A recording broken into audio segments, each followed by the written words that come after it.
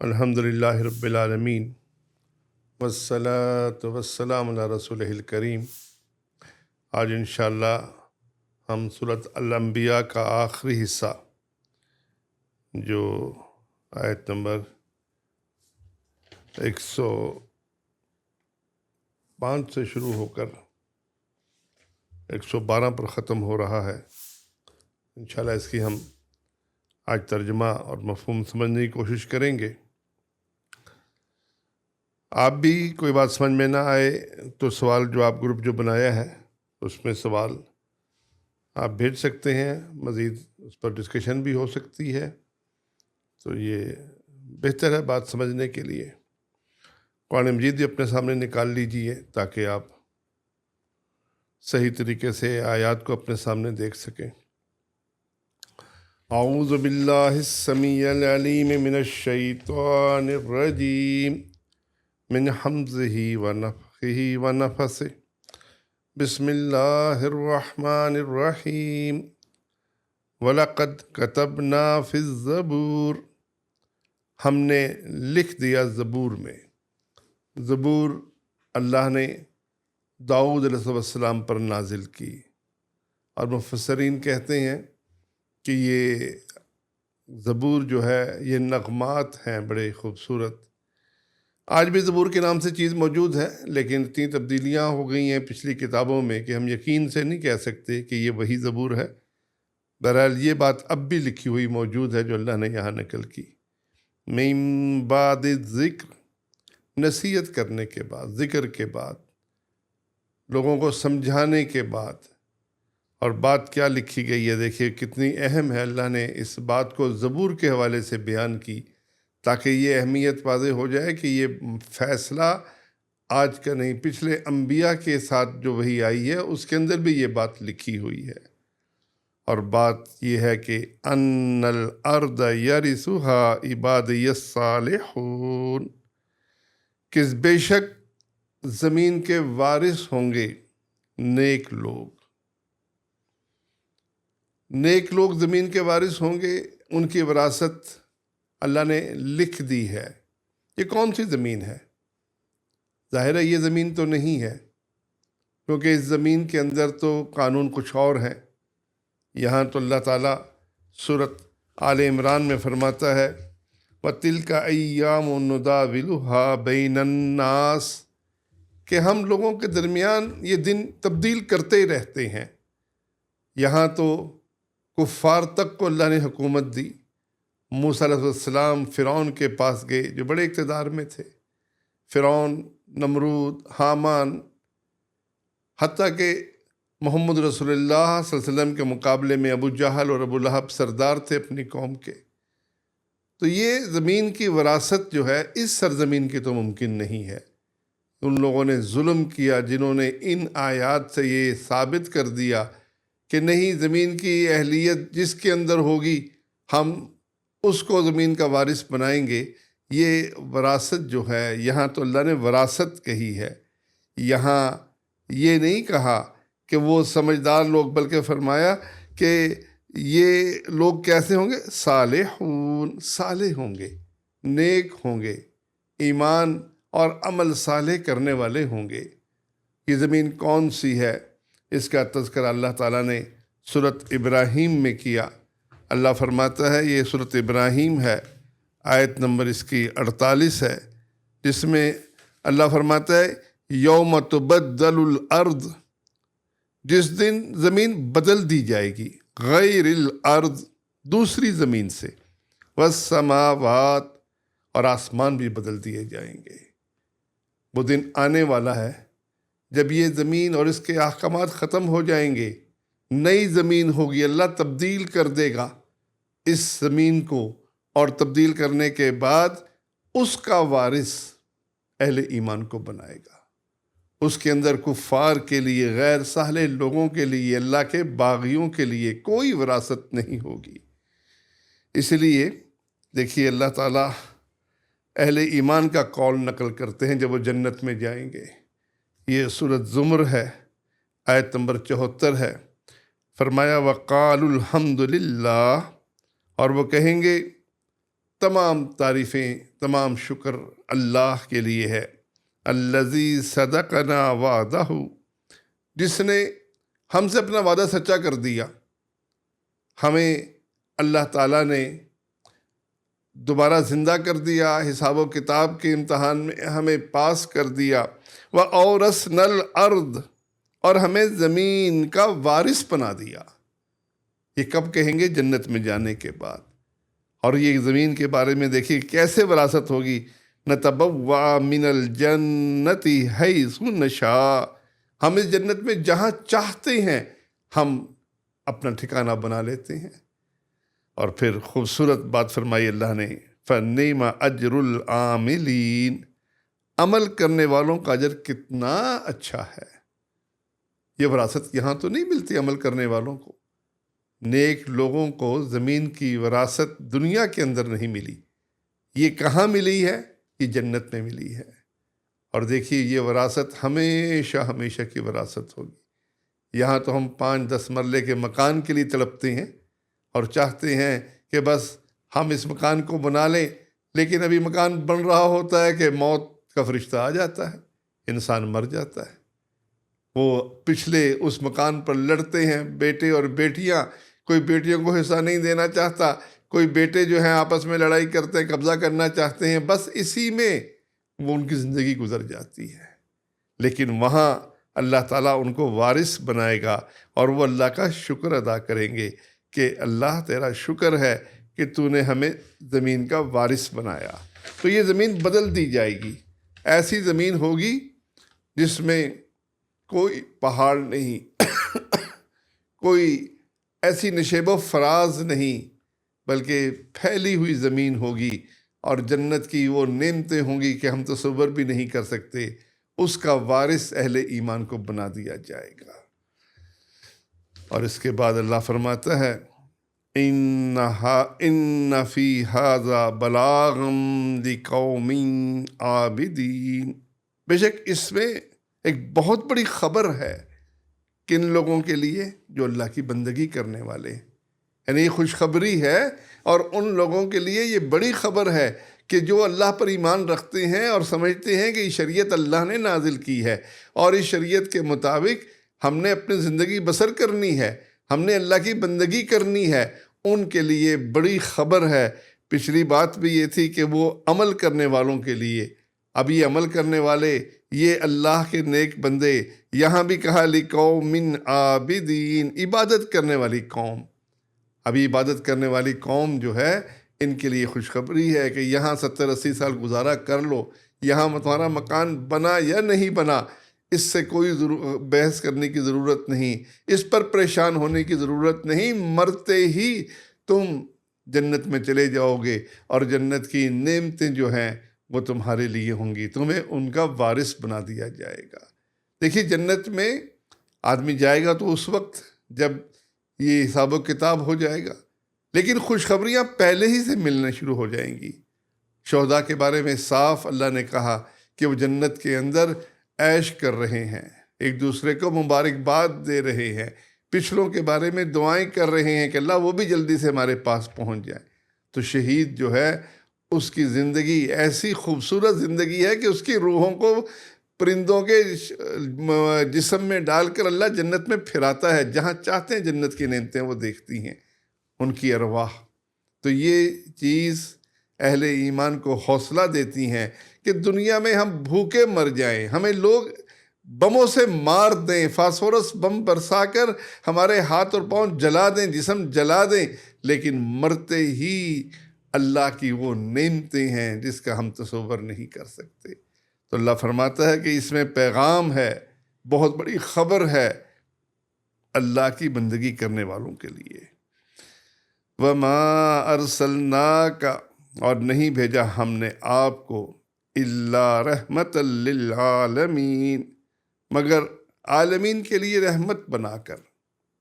آپ یہ پیغام لے کر آئے ہیں، اور آپ کی دعوت جو ہے وہ ایسی دعوت ہے کہ جو اس کو قبول کرتا ہے وہ رحمت میں داخل ہو جاتا ہے۔ تو آپ عالمین کے لیے رحمت ہیں، اہل ایمان کے لیے بھی رحمت ہیں اور کفار کے لیے بھی رحمت ہیں۔ اہل ایمان کے لیے رحمت اس لحاظ سے کہ آپ پر جو پیغام اللہ نے نازل فرمایا، وہ پیغام جس نے بھی اس کو قبول کر لیا اس کے لیے بس دنیا کے بعد کی زندگی میں عیش ہی اور عیش ہے۔ آپ ان کے لیے رحمت ہیں، اور کفار کے لیے بھی رحمت ہیں کہ کفار جیسے پچھلی نبیوں پر ایمان نہ لانے والوں کو اللہ نے غرق کر دیا، قوم نوح کو غرق کر دیا، قوم عاد اور قوم سمود کو قصہ پارینہ بنا دیا، ایسے ہی اللہ نے ان پر وہ عذاب نازل نہیں کیا۔ آپ کے آنے کے بعد اب کوئی قوم ایسے ہلاک نہیں ہوگی جیسے پچھلی قومیں ہلاک ہوئی تھیں۔ عذاب آئے گا وقتی طور پر، خاص علاقے میں، خاص مصیبت کے ساتھ، اور اصل عذاب کفار کے لیے وہی آخرت کا عذاب ہوگا۔ دنیا کے اندر ان کو اگر تکلیفیں پہنچتی ہیں اس لیے کہ وہ رجوع کریں اللہ کی طرف تو یہ ممکن ہے، لیکن آپ کے آنے کے بعد ان کے لیے عام ہلاکت نہیں ہوگی۔ تو آپ رحمت للعالمین ہیں۔ رحمت للعالمین ہونے کے ناطے دیکھیے دو مفہوم بیان کیے، ایک کہ ہم نے آپ کو بھیجا ہے کس حیثیت سے، لوگوں کے لیے رحمت بنا کر۔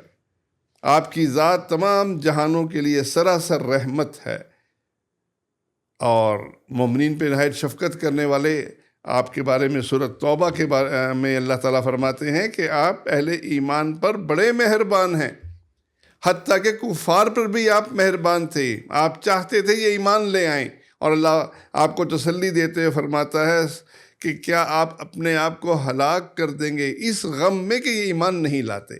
آپ سراپے رحمت تھے۔ آپ جانوروں پر بھی رحم کیا کرتے تھے۔ ایک پیاسے کتے کو پانی پلانے والی بدکار عورت کے بارے میں آپ نے خبر دی کہ اللہ نے مغفرت کر دی، یعنی کتنا بدکار عورت ہے، لیکن اس نے پیاسے کتے پر مہربانی کی۔ آپ نے ان کے لیے بھی درس دیا کہ یہ بھی خدمت کی ایک اعلیٰ چیز ہے، اگر تم یہ کام کرو گے اللہ تمہارے کبیرہ گناہ معاف کر دے گا۔ شرک اور کفر تو معاف نہیں ہوتا، لیکن بدکاری جو ہے، جو زنا ہے، جو کبیرہ گناہ ہے، اللہ نے اس کو معاف کر دیا۔ تو آپ صلی اللہ علیہ وسلم پر رحمت للعالمین بنانے کے بارے میں مفسرین نے جو لکھا ہے وہ یہ، پہلی بات کہ ہم آپ کے ذریعے جہانوں پر رحم کرنا چاہتے ہیں، یعنی جو آپ پر ایمان لائے گا دنیا اور آخرت میں اس کے لیے رحمت لکھ دی جائے گی، اور جو ایمان نہیں لائے گا وہ بھی ہلاک نہیں ہوگا۔ اور دوسری بات کہ ہم نے آپ کو اس حیثیت سے بھیجا ہے کہ آپ کی ذات تمام جہانوں کے لیے سراسر رحمت ہے۔ اہل ایمان پر بھی آپ شفقت کرنے والے، رحم کرنے والے، مہربانی کرنے والے، اور کفار کے لیے بھی آپ تڑپنے والے کہ یہ اس طرح ایمان لے آئیں۔ تو یہ دونوں مفہوم بالکل درست ہیں، دونوں مفہوم اس میں داخل ہیں کہ آپ کی ذات بھی سراسر رحمت ہے، اور دوسری بات کہ اللہ نے آپ کو بھیجا اس لیے ہے کہ آپ کے ذریعے اللہ لوگوں پر رحمت کرنا چاہتا ہے۔ آپ کی تعلیمات قیامت تک کے لیے موجود ہیں، آپ کی تاریخ صحیح احادیث کے اندر محفوظ ہیں، اس لیے جو آپ پر ایمان لائے گا یقیناً وہ کامیاب ہو جائے گا۔ قل، آپ فرما دیجئے، انما یوحا الی، بے شک میری طرف تو صرف یہی وحی کی جاتی ہے، انما الہکم الہ واحد، کہ تمہارا معبود اللہ اکیلا ہے۔ قیامت کی سختیاں بیان کرنے کے بعد، اہل ایمان کو خوشخبریاں سنانے کے بعد، پھر اپنی دعوت کا خلاصہ بیان کر دیا کہ میری طرف جو وحی ہوئی ہے وہ صرف اس بات کی ہوئی ہے کہ اللہ تمہارا الہ ہے، اس کی بندگی کرو۔ باقی جو بہت سارے احکامات ہیں وہ کس لحاظ سے کہ اللہ ہم سے چاہتا کیا ہے، اس کی بندگی کرنی کیسے ہے، نماز کا حکم، روزے کا حکم، حج اور زکوٰۃ دینے کا حکم، یہ سارے احکامات اللہ کو الہ ماننے کے لیے ہمارے پاس بندگی کے طریقے ہیں۔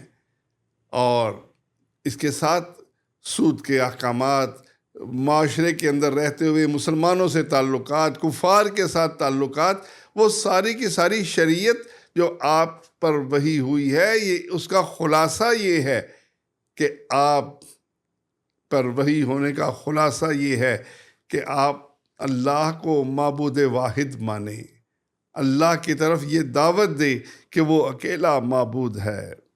فَهَلْ أَنْتُمْ مُسْلِمُونَ، تو کیا تم فرما بردار ہونے کو تیار ہو؟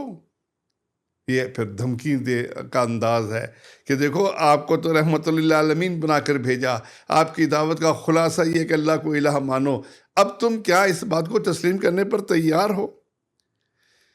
اور ساتھ ہی فرما دیا فَإِن تَوَلَّوْا، اور اگر یہ منہ پھیریں، فَقُلْ، تو آپ اعلان کر دیجئے، آذَنْتُكُمْ عَلَىٰ سَوَاءٍ، کہ میں نے تم سب کو یکساں طور پر خبردار کر دیا، تم سب کو میں نے کھول کھول کر بیان کر دیا کہ اللہ کی شریعت کیا ہے، اللہ نے کن باتوں کا حکم دیا ہے، اور اس باتوں پر عمل کرنے کی نتیجے میں تمہیں کیا ملے گا، اور تم اگر اس پر عمل نہیں کرو گے تو تمہارا کیا انجام ہوگا، میں نے کھول کھول کر تمہیں خبردار کر دیا۔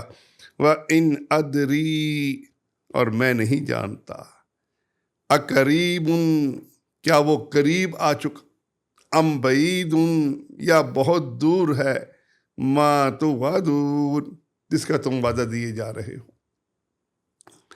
اتنی بہترین گفتگو سننے کے باوجود مشرکین مکہ پھر پوچھتے تھے وہ کب آئے گا، اس کی تاریخ کیا ہے، کتنا عرصہ باقی بچ گیا۔ آپ نے فرمایا یہ میری ڈیوٹی نہیں ہے، اللہ نے اس کی مجھے خبر ہی نہیں دی، مجھے کچھ پتہ نہیں کہ جو اللہ نے یہ ذکر کیا کہ وہ دن آئے گا جس دن آسمان لپیٹ دیے جائیں گے، جس دن تمہیں دوبارہ پیدا کیا جائے گا، یہ کب آئے گا اس کو میں نہیں جانتا، یہ قریب ہے یا بعید ہے تو جس کا تمہیں وعدہ کیا جا رہا ہے میرے علم میں نہیں ہے۔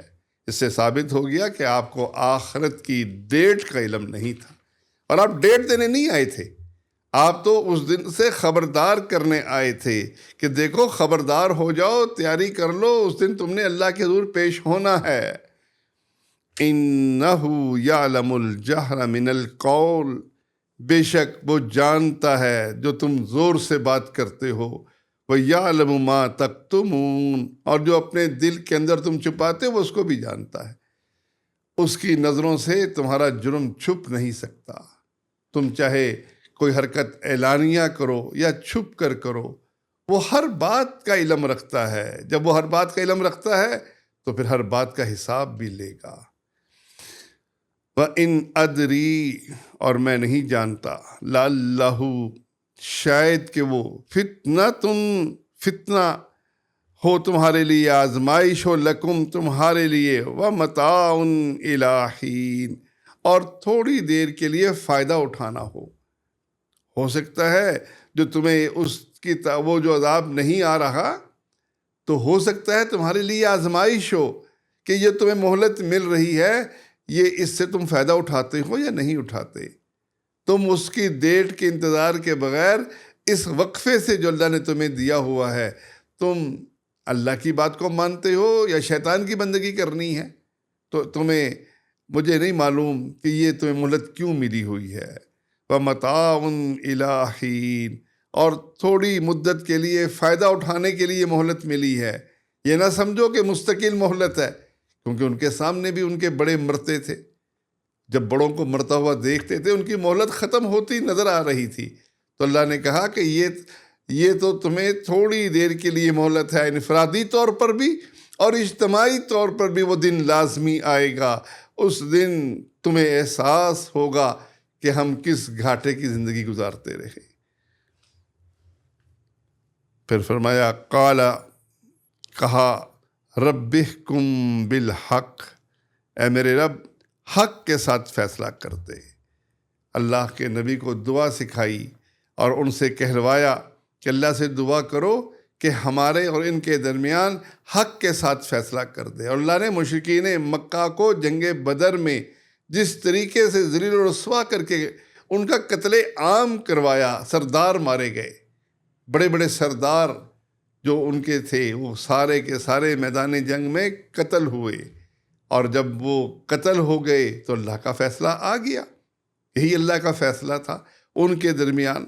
تو نبی سے دعا کہلوائی کہ اے نبی آپ یہ دعا کریں کہ اللہ ہمارے درمیان حق کے ساتھ فیصلہ کر دے، وَرَبُّنَا الرَّحْمَٰنُ، اور ہمارا رب رحمان ہے المستعان، جس سے مدد طلب کی جاتی ہے، علی ما تصفون، ان باتوں پر جو تم بیان کر رہے ہو، تم ہمیں جادوگر کہہ رہے ہو، تم ہمارا مذاق اڑا رہے ہو، تم ہمیں پتھر مار رہے ہو، تم ہمیں ختم کرنے کے لیے سارے کے سارے ہمارے خلاف جمع ہو رہے ہو، یہ ساری باتیں اللہ کو پتہ ہے، اور ہم اس کو رب مانتے ہیں، اس کو اپنا مشکل کشا اور حاجت روا سمجھتے ہیں، جو رحمان ہے، جو بڑا مہربان ہے، جو اپنے بندوں پر ہونے والے ظلم کو دیکھ رہا ہے، اس سے ہم مدد طلب کرتے ہیں اس بات پر جو تم ہمارے بارے میں کہہ رہے ہو، بالکل جھوٹ کہہ رہے ہو۔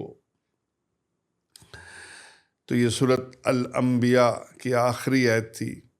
دیکھیے ان آیات میں کتنا زبردست سبق ہے کہ ہم آخرت کی تیاری کریں، اس شریعت کو اللہ کی طرف سے آنے والا پیغام سمجھیں، رسول اللہ صلی اللہ علیہ وسلم کو رحمت للعالمین جانیں، اور پھر ہم ان حکموں کی تابعداری میں اپنی زندگی لگا دیں تاکہ اللہ ہم سے راضی ہو جائے اور ہمیں جنت میں داخل کر دے۔ آمین یا رب العالمین۔